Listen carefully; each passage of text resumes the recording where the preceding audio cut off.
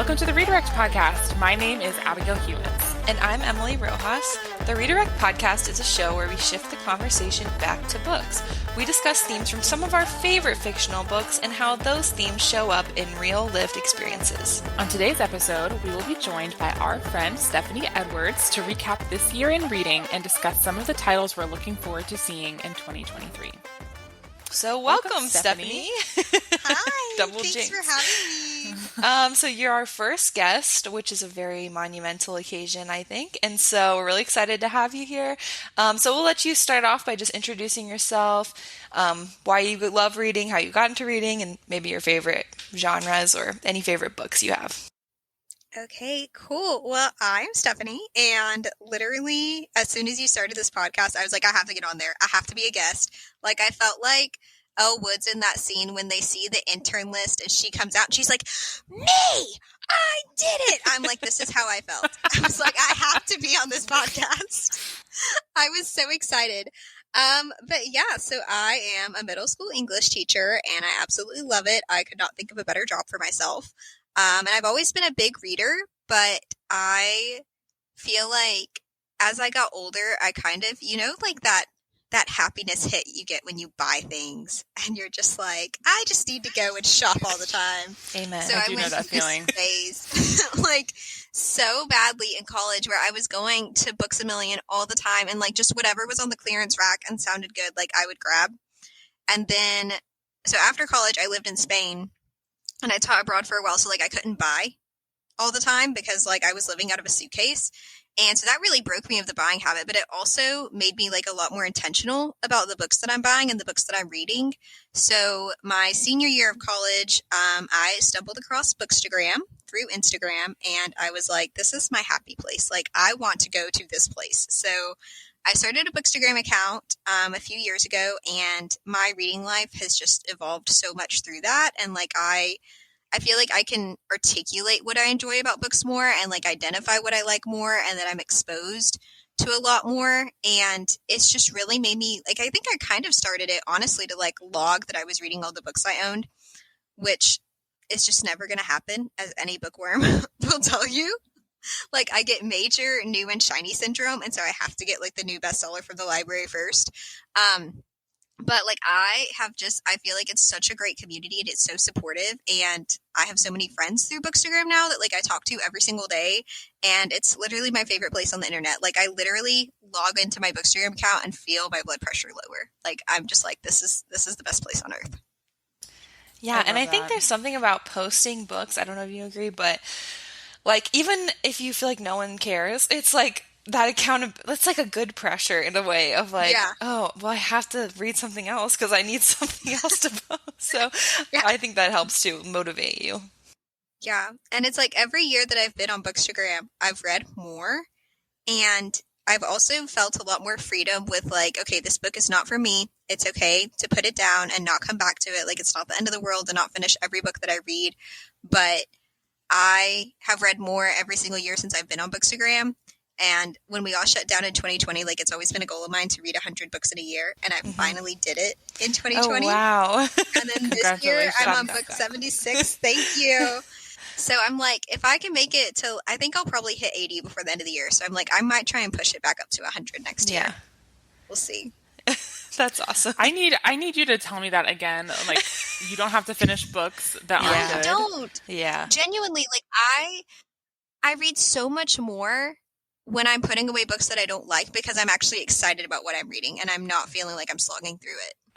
So I'm in a romance book club, which is really fun. And we read a book, this last book. I was one of the only people who finished it. It was a dog. It was so bad. It was just genuinely, it was terrible. And, but I like the morning of like got up early to finish the book because I was like, I just have to finish it. And that just takes the joy out of reading. Like, normalize quitting reading books that suck. Yes. Well, great. So basically what we are going to do this episode is I think we've each tried to narrow down 3 great books we read this year.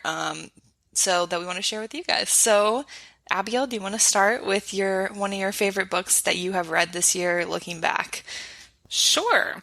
So this was hard because I didn't want to talk about some of the books we've already talked about at length on this podcast. So I took those out and then I took out the ones I didn't like that much. And I came with three that I think summarize my taste and what I genuinely enjoyed this year. So one of the first books I read this year was a Christmas gift last year, Salt, Fat, Acid, Heat by Samin Nosrat. And this is on its face looks like just a cookbook, but it's not. There's a lot of cooking theory in it. So it's the nonfiction book that made my list. It talks about the elements of good cooking and like basically how to cook from your heart and how to like look in your pantry and see what you have or look in your refrigerator and see what you have and see like what comes together. But one thing I also love is she really uses a lot of personal stories from her life. Like, for instance, one of the stories from the book that really stuck with me when she was describing the importance of salt as an element of cooking is so she's from an Iranian family, and in that culture, salt is not really used a lot in cooking. And she remembers they packed like sandwiches to go to the beach, and she had salty lips and she bit into her sandwich, and like the saltiness from the sea mixed with the sandwich like just absolutely made it come alive. So I love this book because it's nonfiction, but there is still like a depth of storytelling and there's lots of imagery, and it just really felt like a warm hug. And it's like the first time in like recent memory I can think that I was like staying up late to read a cookbook. So I love it. That's the first on my list. That's a real accomplishment to make a cookbook that's also good to read. Like, there are not many, and so I think that's a really cool feat. Yeah, I mean there are recipes that in there that demonstrate the elements of the cooking, but it's really more of like a cooking theory book with recipes. So I loved it. Awesome. That's my first one. Okay. Stephanie, do you want to go with your first pick? Yeah, so I have just been scrolling through my Goodreads nonstop trying to figure out where do I want to start? How am I going to narrow this down?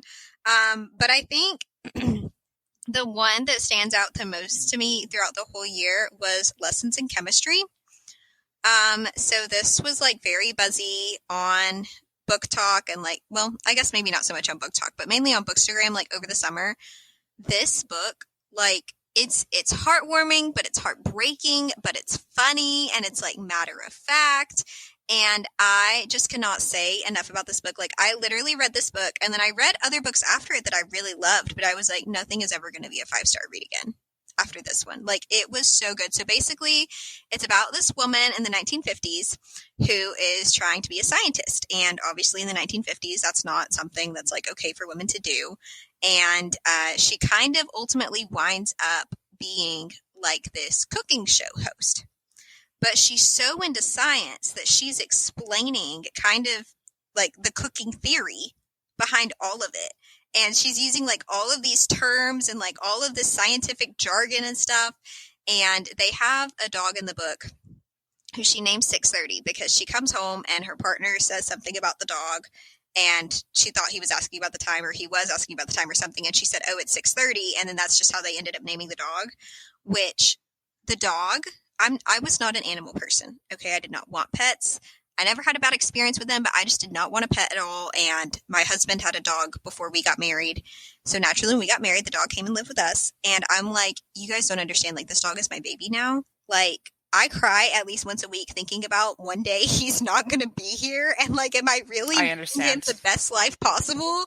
So like, just reading about 630, she ends up having a kid and everything. And 630 is just like this super intelligent dog who can like turn off the burners for her while she's cooking. And like, it's so crazy. But I'm like, this book, I literally still think about it almost on a daily basis. And I read it in like June, I think. But it's so good. Like, I truly could not explain well enough all of the elements about it that I loved. Like, it's quirky, but it's also like very matter of fact. And it is 110% like went on the top 10 list of all time. I can't recommend it enough. It's like one of my new, like, if you ask me for a book recommendation, like, this is the first one I'm going to give you. But everybody's just so like, even her kid is like super, super precocious, and she has like some project in kindergarten with like a family tree, and like her teacher is getting so annoyed with her because she's so like, but that's not how it works. And oh my gosh, it just has all of the elements that I need in a book. Yeah, that sounds really good. There's some of those books where you read them and then it's like hard to read anything else for a while after because you're like nothing will ever be that good Yeah. again. And it's almost difficult. So I'm gonna add that to my list. I have never read it, but it sounds really Oh, good. it's so good. And it's got like a really pretty pink cover. I'm definitely one of those that judges books by the Yes, cover. So as you should. Everyone does. Yeah, come on. Okay, so but this was really hard. I actually just was switching mine around as you were talking because I'm like, I can't pick. Like you said, it's difficult to narrow down. But it is. the first one was not difficult for me because I'm, again, kind of like you said, Stephanie, like this was one of those books that I'm like, I will never love anything this much again. And it's Daisy Jones and the Six by Taylor Jenkins Reid. I feel like I came late to this book because I do feel like it was more popular like maybe a year or two ago, but I don't care. I just think when I first heard it, and I'm going to try to describe it, but when I first heard the plot described, I'm like, that sounds dumb. Like, I don't think I would like to read this book about a band, but I loved it. So, I actually, for this one, I recommend the audiobook really heavily because they've got some actual, like, actors. Some of them are like people you would recognize playing the voice roles of the characters. And because there are a lot of different narrators parceled through and they're kind of all mixed together, I think the audiobook is a really cool experience because you get to like have a voice attached to every single character. And I'm really bad at learning names, so not book like this, I would be like, wait, who is that again? But with the voices, I'm like, okay, I know who they are. So this kind of tells the story of this famous band, Daisy Jones and the Six, sorry. And so everyone, they had been really popular, back in the day, the rolling rock and roll age, sex, drugs, rock and roll, but then they ended up breaking up and no one really knew why. And so this is kind of like years later, a reporter is kind of interviewing them and getting their take on how they came to be a band, how they rose to fame, and then what ultimately led to their demise. There's kind of like there's so much to this book. Again, I have a million bullet points here, but I think it's just a book that there's no amount of describing it that can prepare you for, you think it's just going to be a chronicle of a band, and it is, but like there's love, there's addiction plays a really big role. There's like tension and all these relationships playing out. There's like several different romances going on, and so I literally I remember listening to this book as it ended, and I'm like crying in my car listening to it. So, yeah, like I said, I was like, I'm sure you've heard about this. If you are in any reading world, you have heard about Daisy Jones and the Six. So I don't think there's anything I can say. Just know that if you have heard the description, you're like, that sounds dumb, like me. Don't think it's dumb. Go read it. I think this is my favorite book by Taylor Jenkins Reid, and I know she has a lot of popular books, but I think this is by far the best in my opinion. So I read that What at the else have very you read beginning of by this her? year. What? What else have you read by her? I have read Malibu Rising, the Evelyn Hugo one. I think that might be it that I've read by her. Gotcha. Because I started with Evelyn Hugo and then I went to Daisy Jones. And she actually has like a little novella that I think is only available through Amazon Kindle. Oh, I cannot remember the name of it, but it's like Letters of the Affair or something like that. That's really good. But I still have Malibu Rising and Carrie Soto. I still need to yeah. get to. I really like Malibu So, Rising too. That might be my second. I like all of them, but I think Yeah. she's a great author. But this is definitely my favorite of hers that I've read. as a slight detour in this conversation, on TikTok, um, The Husbands of Evelyn Hugo was like the most hyped book, I Yeah. feel like, of this year on TikTok as we talk about this year in review. What are your opinions? So I think this is a book that all three of us have read. Underrated, properly rated, or overrated? I think properly rated, but I have to be careful with it because of the LGBTQ.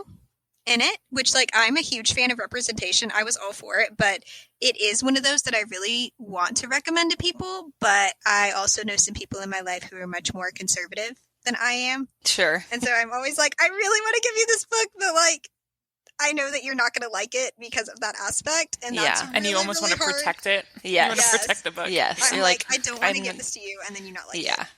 Yeah, I think it's properly rated. I understand maybe I think it gets mixed reviews. So I think that's fair though. I think some people might not like it for a lot of reasons, but I think properly rated. I think it's like I think she's such a unique storyteller and she really makes her characters feel real. I felt the same way about Daisy Jones. And to imagine what it would be like if a famous person at the end of their life told this story, like that to me is so compelling to think about. Like, is that ever going to happen? Like that would be so cool, to know the truth behind those headlines. So I think properly rated. What do you think? I think properly to slightly over. I think the Taylor Swift of it all has made it a little bit more hyped than it probably deserves because so for those who have not somehow heard of this book, it's the story of this movie star Evelyn Hugo who famously had 7 husbands, and the story behind her friendship slash secret romance with one of her friends that's a female. So I think people draw a lot of comparison between Evelyn Hugo and Taylor Swift because of all of the rumors about her relationships. So I think that probably pushed it, which is very smart of Taylor Jenkins Reid to like capitalize on that. And like, I think that probably pushed it to a little over because I think at times the book did move a little slow, but I really did love the story. And it's probably like one of those books, like as months passed, I still remember so much about it. Whereas like a lot of other books, like, even for this podcast, when I sit down and I'm like, I know I like that book, but damn, what was the main character's name? That is real. So, okay, I had to Yeah, get that. no, in there great 'cause, question. As we talk about 2022 in review, that's Yeah. like a big one. I definitely agree. Awesome.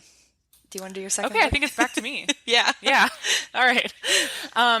So one of my favorite books, this was not published this year, but I read it this year, is Lily and the Octopus by Stephen Rowley. Speaking of dogs. So Stephen Rowley is a lot more well known for his book, The Guncle, which is a fave of mine, and I know of Emily's, and I'm not sure of you, Stephanie, if you've read The Guncle. I have had it on my list. I just Okay. haven't gotten to it yet. Yeah. Okay, highly, Something to look highly forward to, recommend. yeah. Yeah. So one thing we've talked about with The Guncle is Stephen Rowley's ability to write about grief in such a lighthearted and humorous way. This Lily and the Octopus was actually his first book, and it's the story of Ted, who is a gay, single, struggling writer in LA, and his best friend Lily, who is his wiener dog. And early in the book, they discover that Lily has a tumor. Oh no. I'm scared. But stay with me. Okay, so you know how this is going to go. But Lily is the dog and the octopus is the tumor. So this is the story of Ted and how he wants to do everything he possibly can to stop Lily from dying of the tumor, and how he's basically like not able to let go of that idea, and his journey of like his relationship with his dog has honestly allowed him to like close himself off to love and to relationships and to like pushing himself to do things. And so it's the story of he and Lily and this grief process. And there is some really cool like imagery and creative ways that Stephen Rowley tells this story, and really cool metaphors that are used. Anyways, I mean, huge warning. Anytime a dog has a tumor in a book, I think we know where it's going. Yeah. So read it with a box of tissues. But what I will say is I like the way that he discusses grief is like so complex, and it's like it's about the good parts of grief too, how like when one chapter ends, another can begin, and it's lighthearted and funny and fun too. And a lot of it is like a lot of the dialogue, like I'm using air quotes because obviously Lily can't talk. He kind of imagines what Lily is saying. So he's having conversations with his dog the whole book, but he's really voicing it for both of them. It's like incredibly tender and incredibly soft, and it was one of my faves of the year for sure. Read with a box of tissues, of course. And yeah, like sick pets, that's obviously Trigger warning. it's not for any time of year. It's not for any moment, but I loved it. And I highly recommend it. If you love the Guncle, you'll love this. Yeah, I do think he's so good at making like the reality of grief, which is sometimes you are laughing, sometimes you are crying. Like he's just so good at it's not like one dimensional. He writes like really three-dimensional stories, and I think I'm sure it'll be good. I've never read it, and now you've scared me, but maybe I will. Yeah. I think it's like he's been to therapy. Yeah, You know what I mean? definitely. Like you can tell the author's been to therapy. So yeah. Awesome. Anyways, all right. Next. Who's next? Pass the baton, Stephanie. So my next book, I was kind of debating whether or not to share this one because it's by my favorite author. So I've read most of her stuff and talk about her stuff all the time. But I still wanted to share it. So my next book is The Blue Bistro by Ellen Hilderbrand. So like I said, she is one of my favorite authors. She was actually the first author I feel like that I was very much like, I want to read all of her work. So she's very well known for like beach reads, but I started out with her Winter Street series at Christmas a couple years ago. So now I try to reread that every Christmas season.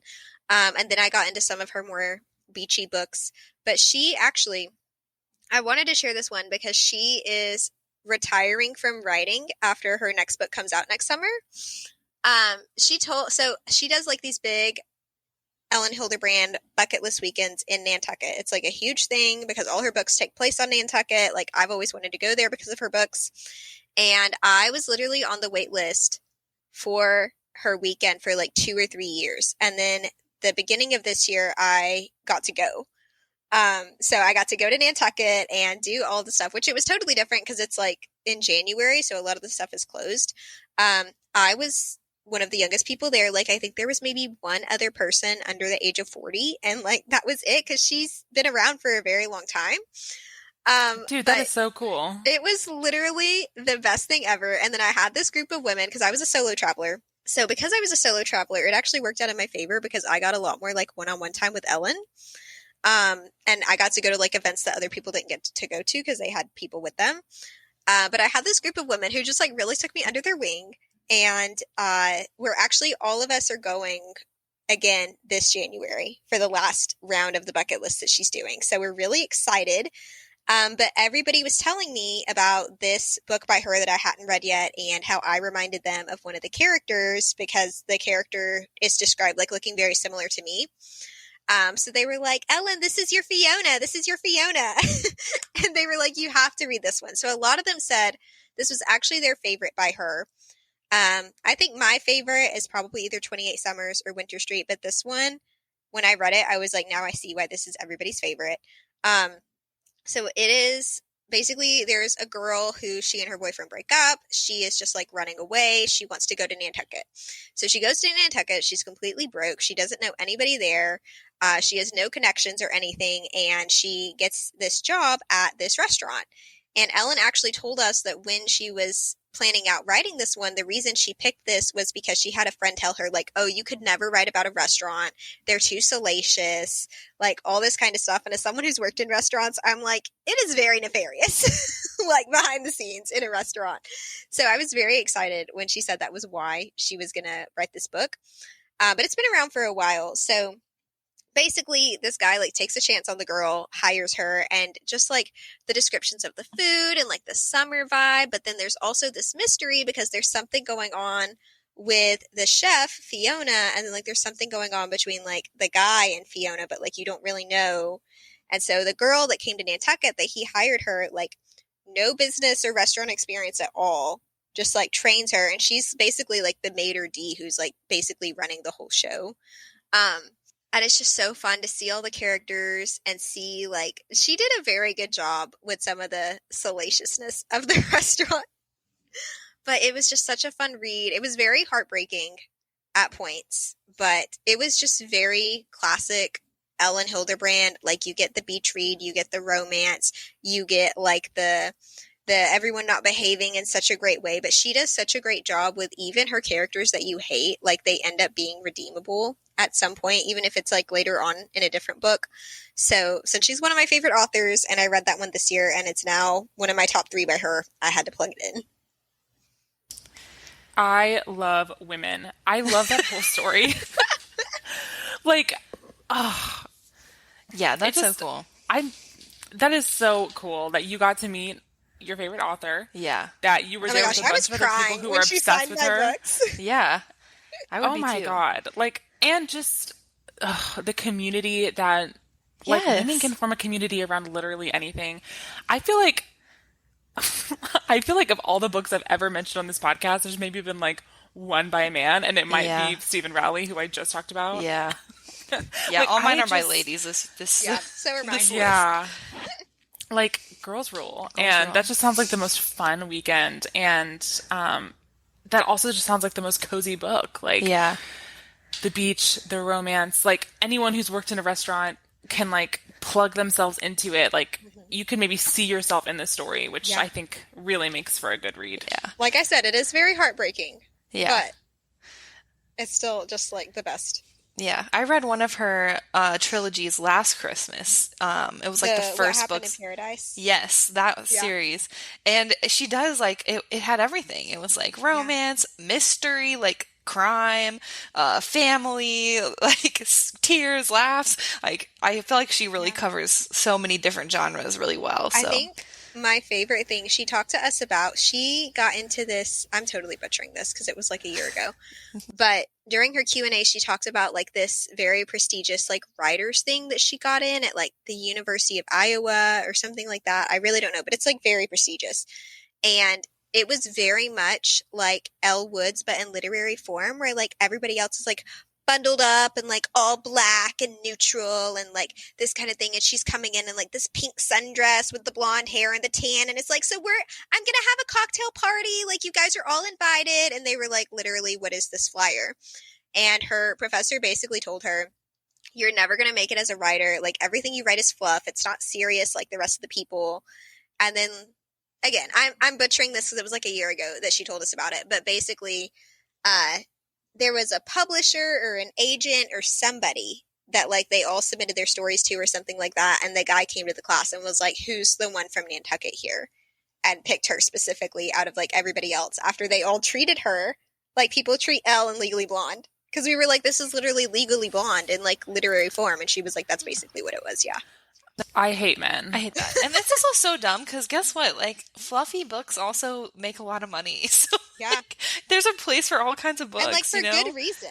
Yeah, because they're good. I've said it So, once, I will say it a million times.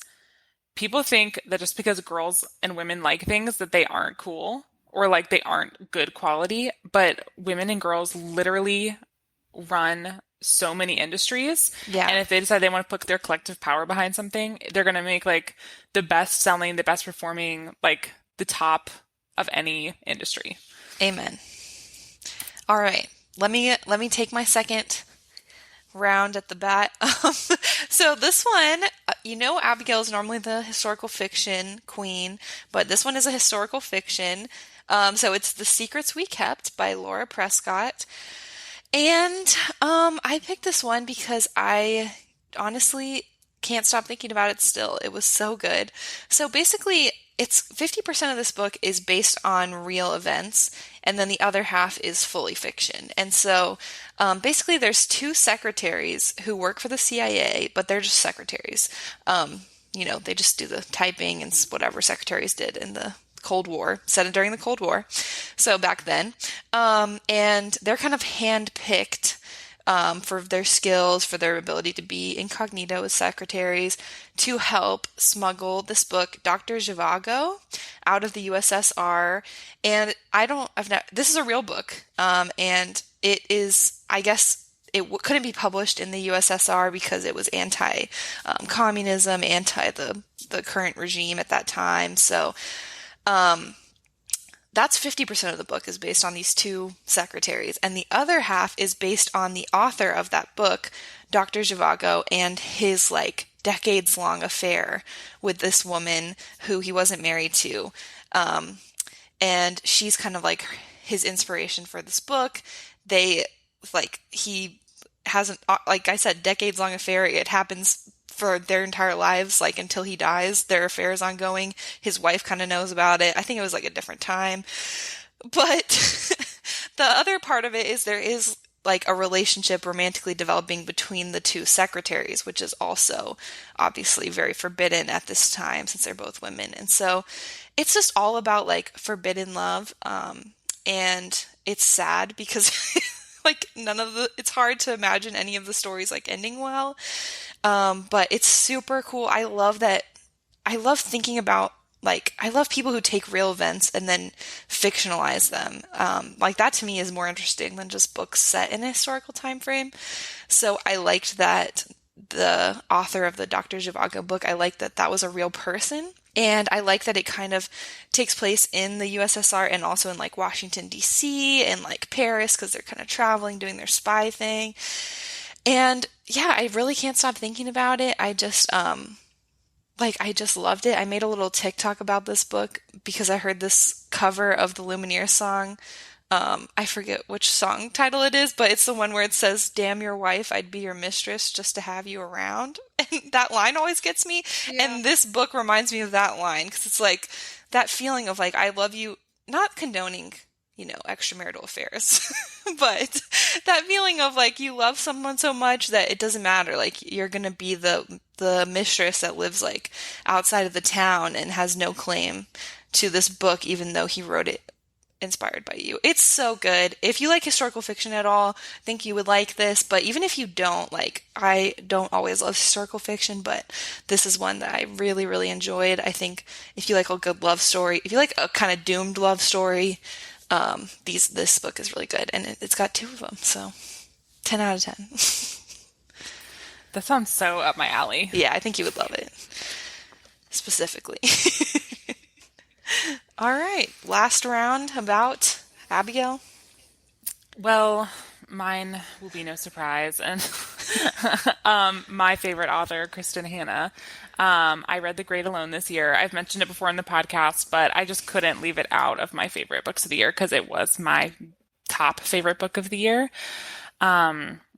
So The Great Alone is the story of a family who it's set in the 60s and 70s, growing up on the West Coast and in the time of the Vietnam War and protests, and Ted Bundy is on the loose in up the West Coast of America, and this family decides that they are going to leave it all to become homesteaders in Alaska, live off the grid. But it's the story of a family who the father is struggling with PTSD and after the war, and there's difficult family dynamics. There's the bond between a mother and the daughter. There is romance. There's coming of age. There's resiliency. And one of my favorite things about the book is the description of the landscape in Alaska, like the untouched, the wilderness, and just the way that plays a character in the book. Just, it's so good. It's a long read, but I blew through it because I was just so into it and so obsessed.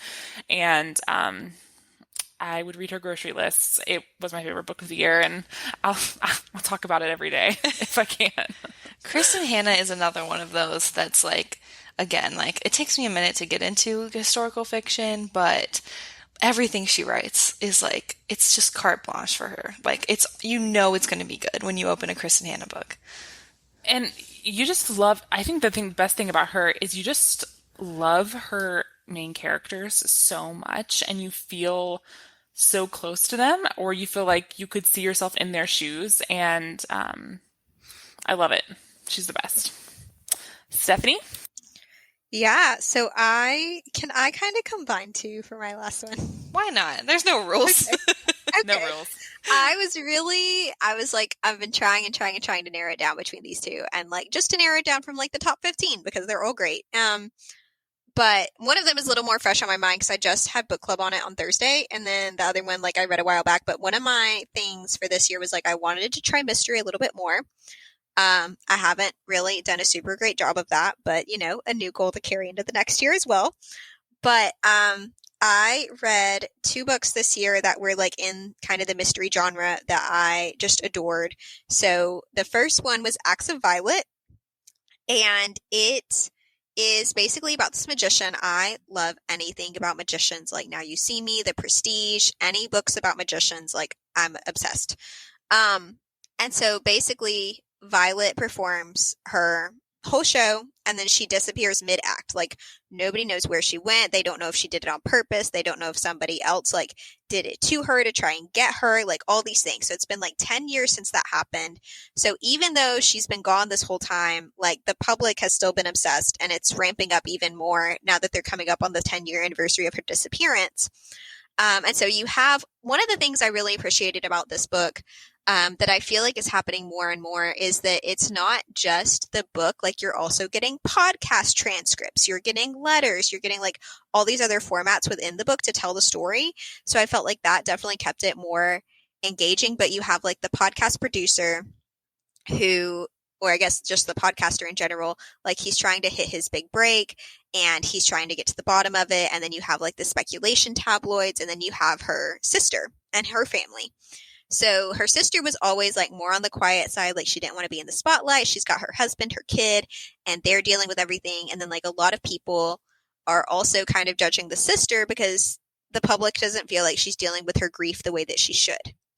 So everybody's kind of like, what is going on? Like you're just following along and you're reading all of these things and like interviews from the past where people were like, well, nobody really knew Violet. Like she put on a persona for every person. Nobody knew the true Violet. And then you're getting so many other like multimedia formats throughout.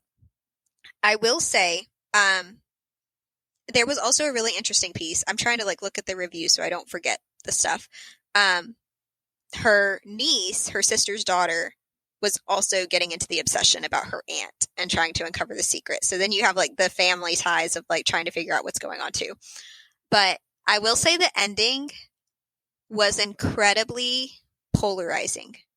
People either absolutely loved the ending or they absolutely hated it, and nobody was down the middle. I felt kind of disappointed by the ending. There were also some scenes that like I felt like, okay, I expected something bigger to happen based on the scene earlier in the book, and then like one of the scenes makes it out like there's some big dark secret, and then like it turns out that they just thought Violet was a jerk and that's why they didn't let their daughter go visit her more. And I'm like, I really thought this was going to be something more than that. But all in all, like I could not put the book down. I'm pretty sure I read it within like 2 days. It was so good, kept me so captivated. And then the other one that I read was The Thursday Murder Club, which, yeah. We love this book. We love this book. Yes. I had heard about it multiple times on Anne Bogle's What Should I Read Next podcast. And I was like, I really want to read it. I really want to read it. But again, the struggle of any bookworm. You have so many books on your TBR. So when there was a independent bookstore here that did it as their book club pick, so I was like, okay, this is the kick and pants. I need to finally do it. And oh my gosh, I love sassy old people. I love anything set in England. Like, I cannot get over this book. Like, the premise was already enough where like retirement village people are like solving murders and all of that. But then seeing the way that they're like, okay, let's just admit it, guys. We dug up a body. Now you as the police can be upset with us or we can just move on. And like, if you want to try and take us to court and arrest us, like, we're just going to smile and pretend like we think the judge is our daughter. Like, really, what are you going to do to us? Because we're old people. And like, the sass and the quirk, and then like you also have the mystery element. Now the ending took a lot of twists and turns, and I was like, I don't think I'm actually smart enough myself to piece all of this together. Like, I had to reread the ending because I was like, did I really understand that? But you know, there are two more books in the series, So I immediately was like, this is what I'm spending my Christmas gift card money on, is like the last two books of the series. But it was so good. Couldn't put it down. I loved it so much. I'm really excited for the rest of them. So that was my one Yes. book by a man that I had to plug. Yes. I feel like those books are great too if you don't normally like mysteries or crime or murders because they're not like gritty at all. There's nothing Yeah, like the really murder's on the gruesome. side. Yeah, it's on the side. It's mostly funny. Like I was telling my mom who hates anything like that. Like you would love this book because, even though there is murder or whatever, like that's so on the side. It's mostly just fun. Yeah. So, It's mostly just like nursing home yeah. politics, Yeah. And which is it's just amazing. like It's lovely. Yeah. And then like at book club, people were like, guys, like my grandma was in a nursing home and this is exactly what it was like. Like they had their own little cliques and their gossip and like, I'm sure. all these things. And I was like, this was just so funny. But they had a really good point about like, I really especially wanted to get more into cozy mysteries. And so the people at book club who had read more cozy mysteries were talking about like, it's so low stakes. Like, it's not Yes. like a big deal if you figure out the murder or not. It's not a big deal to figure out everything that happens or not. But like, just enjoying the ride with the people and stuff, I'm like, that was all I needed. It came at, like, I truly believe books find you at the right time. And that's why, like, The Book Thief, one of my all time favorite books, I started reading it, could not get into it. But then, like, I read it again later and I couldn't put it down. And so I'm like, they do find you at the right time. And this was definitely one of those that came to me at the well, perfect time. Stephanie, if you want a cozy romance, I think Emily and I would both highly recommend the Lady Sherlock series. Oh yeah. Okay. Oh, sorry, not cozy romance, cozy mystery. Well, there is Yeah. romance, If you so want a cozy, that's honestly the best there part. is a romance elephant, which is amazing. But it's the Lady Sherlock series. That is a very cozy mystery. It's like there is mystery and there's murder and stuff Yeah. going on the side, but it's more about this like really weird, probably neurodivergent um, Lady I feel like Sherlock I'm picturing the character. Yeah. cover in my mind because I feel like Yeah. I've seen it. Yes, I, she's I, just it's Sherlock Holmes but a lady pretending to be a Yeah. man and it's amazing. It's so good. So it yeah. is And so there's good. the seventh book is about to come out. So it's a long series. Well, I But got one from the library that I picked it up because I was like, oh, this is a good cozy mystery. And then like I looked into it more and it was like book 22 yeah. in a series. And I was like, oh, never mind. Those mystery like authors, some of them, they just write like the whole series and it's like how do you even like my boss at work, she reads a lot of those. Like Sue Grafton, I think, is one where it's like there's like 30 The books in a alphabet series. books. Yes. So it's like it can be tough, I think, to crack With the into Lady that. But Sherlock, I've only read the first two, and then I got distracted by something else on my TBR, and it's still like on my goals to finish the books, like eventually. But as we've mentioned many times on this recording, it's just so hard when you get distracted and you never finish your TBR. But I would highly recommend. They're very good. That's a very cozy mystery, the Lady Sherlock series. okay, my last one is also a mystery, so that's fitting. And I was really torn with what to put in this last spot. And so I'll just say, like Abigail said at the beginning, these are not probably my like one, two, three top books of the year, but a lot of my top books of the year I've already talked about at length. Looking at you, The Count of Monte Cristo. I already spent my time on that. I won't go through it again. But so this one's called The Appeal by Janice Hallett. And it is like if you like escape rooms or murder mystery games, I think you'll really like this one. Kind of like Stephanie was saying with Acts of Violet, it's not just like a straightforward story. There's like emails, text messages, phone call transcripts. So it's kind of told in evidence. So it's kind of like you're reviewing the evidence of what happens. You know someone was murdered, you know who it is up front, and you know that someone is in jail, but you are led to believe that the wrong person was arrested. And so basically this mystery follows this theater troupe in the UK in a small town. And there's, of course, drama and politics among them. It's run by kind of like a family. So there's an older mother and father and then some kids who are kind of involved. And then there's random community members. The main character is kind of this bizarre girl who no one really seems to like, but they kind of like put up with her because whatever, but and then the person who was killed, you really don't hear anything from her, but there's a lot of mystery around. She's new in town. You don't really know what happened. So there's like a lot, you don't get her side of the story. But you get everyone else's, like I said, emails, texts, phone calls, flyers, transcripts from recordings. You get all of that.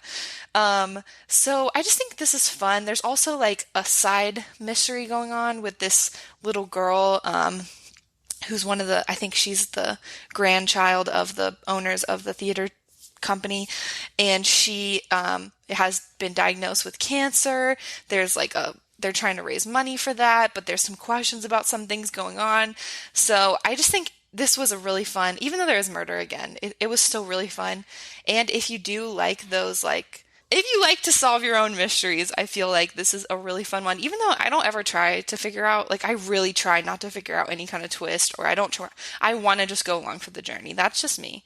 So I didn't really figure out what happened, but I had a great time, like, reading through it. It's a super fast read because it's not, like, written. It's just, like, pieces of evidence. So I think this would be like a really cool Christmas time read if you wanted a mystery over Christmas, because it is fast, it's kind of fun, and it's got you'll want to finish it really fast to figure out what happened.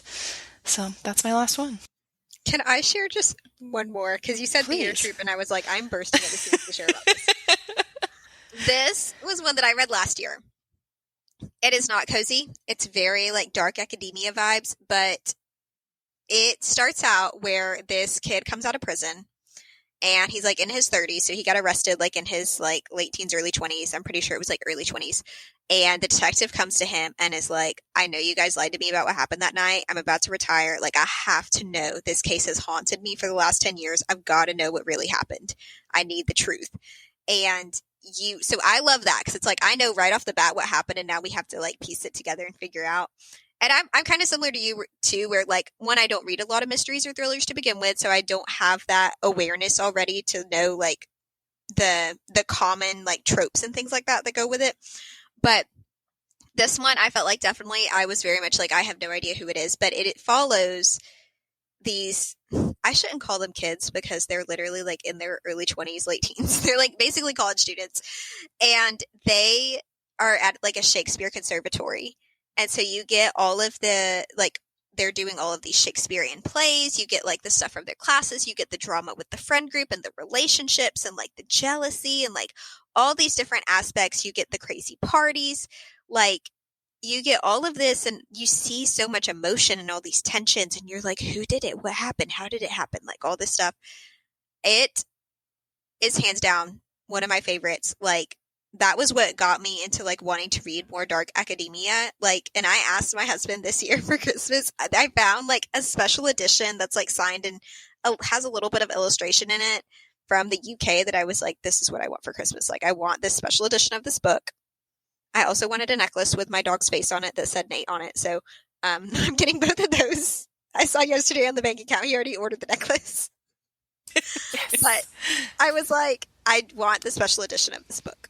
Like, and I'm not somebody who collects editions at all. So, except for Harry Potter. But I was like, this is what I want. I'm so excited. And did you say the name of the book, or did I just miss it? Oh, no, I don't think I did. Okay. Which book is it? It sounds really good. If We Were Villains by, Oh, I think it's M.L. Rio. I just got that today from Libby, so I'm going to start that. I'm so excited. Exciting. I feel like I do see it on Book Talk. So I feel like I see it more on Book Talk than I do on Bookstagram. But I definitely feel like it deserves more hype than it gets. But I also feel like not everybody will appreciate it. Yeah. Because it's not as buzzworthy. Awesome. Well, that's been our conversation of our favorite books we loved this year. So now we're going to be just doing a quick lightning round of a few books that we're looking forward to coming out in 2023. So, do you want to start, Abigail? We'll go keep the same order going. So, the books I am looking forward to in 2023. First, by Aubrey Gordon, is You Just Need to Lose Weight and 19 Other Myths About Fat People. I loved her first book, What We Don't Talk About When We Talk About Fat. She is the co-host of Maintenance Phase, which is one of my favorite podcasts, and Emily, I know, Amen. Yes. love it as I love well. that podcast. Aubrey is awesome. She describes herself as a fat lady about town. I love her. I loved her first book. She is going to bring a lot of like science and cultural history and some things that probably a lot of us have heard for most of our lives about fatness. So I am really excited. I love her, and I've already pre-ordered it. Very anticipated. Next, Love Theoretically by Ali Hazelwood. So here is why it's anticipated. So it it will either be good or bad, as most things are. And I can't say with confidence that it will be good. Because so okay. So loved Love Hypothesis, then liked Love on the Brain. So this is where she's really going to have to prove like if she's a faker or not, because her first book was based off of Raylo fan fiction. So we already knew it was going to be good. It was vetted. It was popular, and so we'll see. From what I've seen about this next book, it's fake dating. It's about physicists. Of course, she's coming back to the world of STEM. So I anticipate it because I'm looking forward to seeing which way it will swing, and if she can kind of hold her chaps. Then third, Kristen Hanna's new book, which will be releasing 5 days before my birthday, in May of 2023. It's going to be called Another Life. There's not even a cover of this book that's out yet, so there's very little that we know. But it's about a woman who has spent years of her life trying to have a child. Her marriage just ended, and she moves back to her hometown to save her family's failing small business. And hijinks ensue. So I'm looking forward to that. It'll be set in the Pacific Northwest, which I think is a vibe and will be really fun. And so those are my top three I'm looking forward to. Stephanie, do you have a couple? Yeah. So I do have a couple.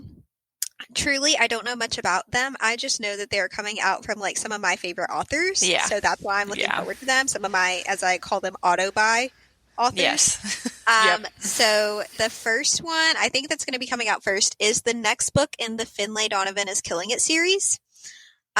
So that is just a phenomenal series. That was my favorite read last year, was the first book in the series. It's just very quirky. This woman, the premise of the series, how it starts out is this woman is like a romance thriller author. And she is talking with her agent at Panera about like, okay, but like I've killed them off the same way every time. Like we got to spice it up, blah, blah, blah. And this woman overhears her, not knowing she's an author, talking about her next book, and hires her to be a hit woman and go kill her ex-husband. And you actually find out, like, I read through the acknowledgments and stuff at the end, and like, basically the author said, like, I was talking with like a literary discussion group at a Panera thinking like how crazy it would be if people overheard our conversations and had no idea we were talking about the books we were writing. And so in the first book, it's like quirky, it's fun, it's very, you have to suspend your disbelief because like her babysitter like comes and helps her with all this stuff, and it's like there's no way that like all of this could work out for you perfectly. So that the second book came out this year, which I got to see a little bit more of like the babysitter, which was fun. And so the third book will come out next year. So I'm really excited for it. And then like, again, just some of my auto-buy authors, like Beth O'Leary has another book coming out, Emily Henry, Ellen Hilderbrand. And then I am super on top of like any of the Christmas books that will be coming out once we get closer to that time of the year. So I'm really just looking forward to the books that are coming out by the authors that I already love, and I can't wait for them. Amen. Speak on it. Yes. Yeah. Okay, so mine, two of mine are from a series as well. So the first one is Nine Liars by Maureen Johnson, and that is the, I think, fifth book in the Truly Devious Mystery series. I've been wanting to read that one so bad. Oh, it's so good. It is so good. So it starts off with like a trilogy that's all covering the same mystery, and it's the same. So it's a like a 15, 16, 17 high school age girl who gets accepted into Ellingham Academy, and it's like this genius kid academy. And to be accepted, you kind of have to have like a special project or special interest you want to work on, and that's part of the application process. And hers is to solve this decades old mystery that a murder that occurred at the academy in the past. And so the first trilogy is all about that one mystery, but then she has written a standalone mystery with the same characters that took place at a summer camp. That was really fun. And then this one is like the study abroad. So it's going to be in the UK. She's over there for the semester or whatever. So that actually comes out December 27th. So actually, I think today that this podcast will come out, it is released today. So not next year, but close enough. And the next one is A Tempest at Sea, which is Lady Sherlock book 7. Comes out March 2023. I just read book 6 this year, a few months ago, or this month, I think. I don't know. Recently. So I'm really looking forward to this. And I think these are great because we were talking about this series earlier, and I was thinking, like I took a big gap in between reading the 5th and 6th books, and there is continuity, obviously, like there's stories that pass on, but they are pretty self-contained mysteries. So I think, if you want to take your time reading this series, like that's also fine. But yeah, the 7th book does come out, and I'm really, really excited because the last book ended, I'm not going to spoil anything, but it ended in a crazy way. And then obviously Stephanie mentioned Emily Henry's new book. I just have that on there. That's a duh. And then this is my plea to the few people who listen to this, because this book has freaking been scheduled to release for so long, and I never get to talk about it, but I need to vent because this is the Mara Dyer, Noah Shaw series. I don't know if you guys have ever read these. They're like a YA fiction series that started coming out like 10 years ago. Anyways, a friend of mine got me into them in college, and they're sitting somewhere around here. I own the whole entire series. There's 5 books. There was a trilogy about Mara Dyer. She's like a girl who discovers she has magical powers, kind of. They're kind of dark, especially for YA. They're definitely darker than your typical. There's a love story with this guy named Noah Shaw, and so he has his own trilogy as well. Well, that 3rd book was supposed to come out in 2020. Then 2021, then 2022, now 2023, although on Amazon it says 2050, and the author's website has, as of today, I literally just looked because I'm like, wait a second, wasn't that supposed to come out in 2023? Her website is gone, disappeared. She's no longer active on social media. People are like, is she dead? Like, honestly. Oh my goodness. Oh my God, you may never read it. Yeah, I feel like at this point though, it's been not probably 5 or 6 years since the last book came out, and 3 years since this book was supposed to come out. Don't you think the author should just come out and say, hey, it's never going to happen? Or like, I'm sure there's probably something I would appreciate that closure if I was in your position. Like, because now I keep checking, and it's like it keeps getting someone pushed else back. could pick it up and write it. Yeah. Like, if she's not going to do it, I maybe know. someone else Or could just do release it. what you have. Like, I'm sure it's fine. Yeah. Just drop a free one ebook. of those. Do a Midnight Sun. Yes, just leak it. It's fine. But anyways, that's my plea, is that maybe it is still, it says, it has a cover, it has a description, like it has everything, like you'd think it has a page count. It just has not been released. So I'm praying that this will be the year. It is scheduled for February 2023 right now. So we'll see if that day. I just had to talk about it because I'm like, why did I buy 5 books and I'm never going to get the 6th? And people have pre-ordered it as well. People have spent money on this book. It's never coming out. Anyways, that's it. So I can't wait. I think it's going to be a great year for books. So I think, we're only going to keep seeing more great authors and more great books. And so I'm looking forward to it. Do you guys have any specific bookish goals for next year? Oh, that's a great question. For me, I 2 years ago, I really started getting back into reading, and I think my goal that year was 50 books. Yeah. And so I accomplished that. That was 2021. Then this year, 2022, I'm like, okay, let me just up it by 10 books. So I set my goal at 60 books, but I'm almost to 80 books. So I'm like, okay, I think I'm like you, Stephanie. I'm like, should I go for 100? Like, should I? Because I don't want to not meet my goal. So I'm tempted. I don't know what I'm going to do yet, but I'm like, I think I have to go a little higher because obviously 760, whatever, was too low because I went above that, So I don't know if it'll be all the way to 100, but that would be so cool. That would be a dream. So I just don't know if I could do I it. don't. Yeah, I love it. You should reach for it. I don't like number goals. Takes a little bit of the joy out of it for me. But I would say one of my resolutions for my book life is if I'm not getting it from the library, to do the best I can to get it from an independent bookstore That's a great is goal. one of my goals. Yeah. So I try and be more mindful about that. I mean, the first place I'm going to go is to a library, but I have a great independent bookstore down the road. Shout out Skylight Books that does lots of great community events and really does a lot to like enrich the community. They do tons of like free like readings and book signings and like discussion groups and Yeah, they that's cool. promote book clubs. So I want to do what I can to support them, even if it means paying a few extra dollars when I can. I like What about you, Stephanie? Yeah, I think, I don't know, I might go for 100. I'll probably set either way for like 85 and then go from there. Because I'm also expecting, since this is like my first year teaching English, it has kind of had a similar vibe of like being a first year teacher all over again, just with like the content and getting like the stuff I'm taking home and everything. But like I was telling you guys earlier, I'm so much happier where I am now than I ever was before. I'm at my dream school. I'm so happy. But yeah, so I think probably 85 to 100. I really though want to focus primarily on the books that I own and haven't read yet. So I am going to do I'm going to declutter, like we all do towards the end of the year going into the new year through like the closet and the dresser and the bookshelf and all of that.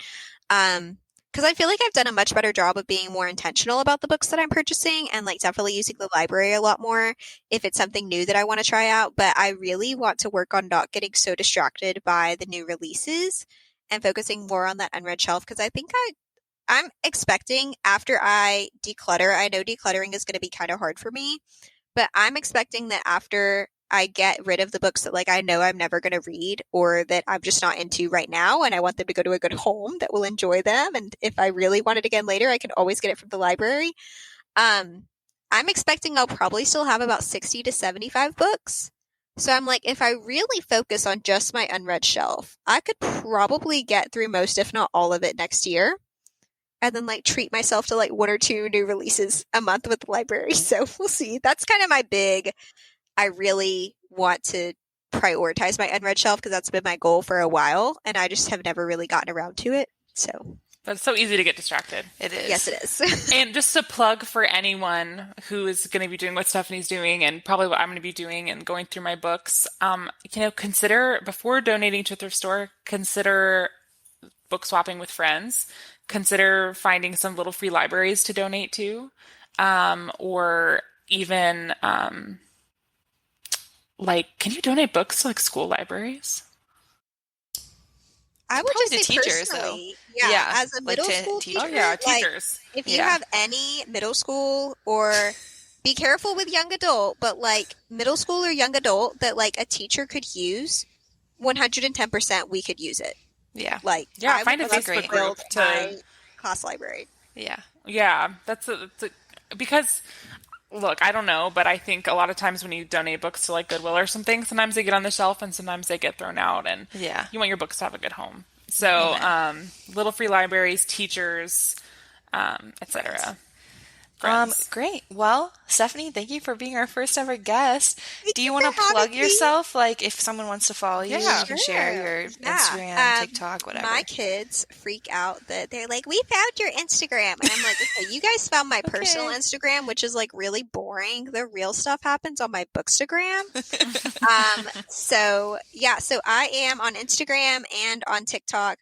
I am at Bookstagrammarian. So it's like Booksta. Let me make sure I spell this right because I normally forget like one of the R's in it. So Booksta, Booksta, and then grammarian because I was a big like linguistics and language major in college, and I was like, this just fits so perfectly. So the grammarian is GRAMMAR, so just grammar and then IAN. Bookstagrammarian. Awesome. Well, thank you so much. We loved having you, and Thank you for having me. I think it went great. Yay! Happy New Year, everyone! Happy New Year.